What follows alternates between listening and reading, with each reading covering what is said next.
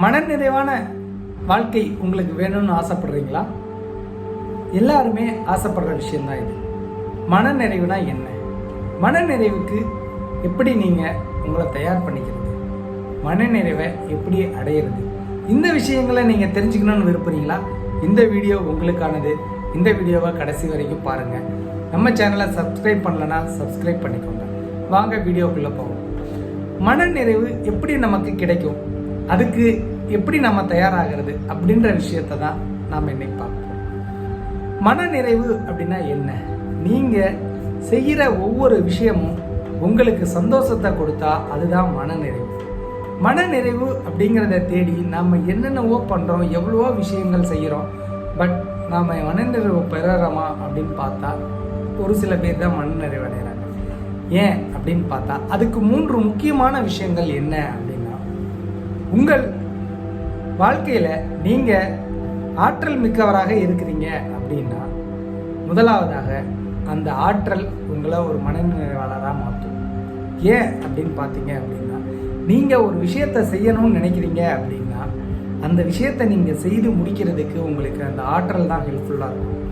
So எந்த விஷயத்தை நீங்கள் செய்யணுன்னாலும் உங்களுக்கு ஆற்றல் தேவை. நீங்கள் ஆற்றல் மிக்கவராக இருந்தால் மனநிறைவானவராக இருப்பீங்க. இரண்டாவது விஷயம், நாம் எல்லாருமே பார்த்தீங்க அப்படின்னா எல்லாருமே கேட்டிருப்போம், பார்த்துருப்போம், சொல்லியிருப்பாங்க, நீங்கள் உங்களுக்கு பிடிச்ச வேலையை செய்யுங்க அப்படின்னு சொல்லிட்டு. எல்லாருமே பிடிச்ச வேலையை செய்ய முடியுமா அப்படின்னு பார்த்தா கண்டிப்பாக கிடையாது. எல்லாருமே வேலையை பிடிச்ச மாதிரி செய்ய முடியுமா அப்படின்னா கண்டிப்பாக முடியும். அதுக்கு நீங்கள் திங்க் பண்ணணும். உங்களோட லைஃப்பை நீங்கள் எப்படி பண்ணுறீங்க அப்படிங்கிறத நீங்கள் அதை ஸ்டடி பண்ணி அதை நீங்கள் கரெக்ட் பண்ணணும். அதனால் நீங்கள் உங்கள் வேலையை பிடிச்ச மாதிரி சூப்பராக செய்யுங்க. உங்கள் வேலையில் உங்களுக்கு ஒரு மனநிறைவு கிடைக்கும். ஸோ 2வது விஷயம். 3வது விஷயம், உறவுகள்.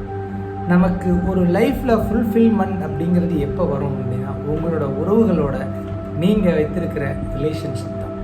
உங்கள் உறவுகள் நல்லா இருந்ததுன்னா நீங்கள் ஒரு ஃபுல்ஃபில்டாக மனநிறைவான மனிதனாக இருப்பீங்க. உறவுகள் அப்படின்னா உங்களோட ஃபேமிலியாக இருக்கட்டும், உங்களுடைய வேலை ஏரியாக்களில் இருக்கிறவங்களா இருக்கட்டும், அல்லது உங்களோட நண்பர்களாக இருக்கட்டும், உங்களோட உறவினர்களாக இருக்கட்டும், எல்லாருக்கிட்டையுமே நீங்கள் ஒரு நட்புறவை, நல்ல உறவை பேணுங்கள். அது உங்கள் வாழ்க்கையில் ஒரு ஃபுல்ஃபில்மெண்ட். நான் இப்போ சொன்ன இந்த 3 விஷயங்களை நீங்கள் லைஃப்பில் செஞ்சீங்க அப்படின்னா கண்டிப்பாக ஒரு ஃபுல்ஃபில் லைஃப்பை நீங்கள் வாழலாம்.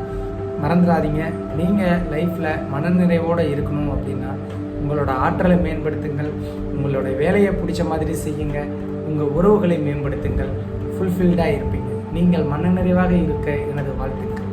இந்த வீடியோ உங்களுக்கு பிடிச்சிருந்தா உங்கள் நண்பர்களுக்கும் உங்கள் உறவினர்களுக்கும் ஷேர் பண்ணுங்கள். நன்றி.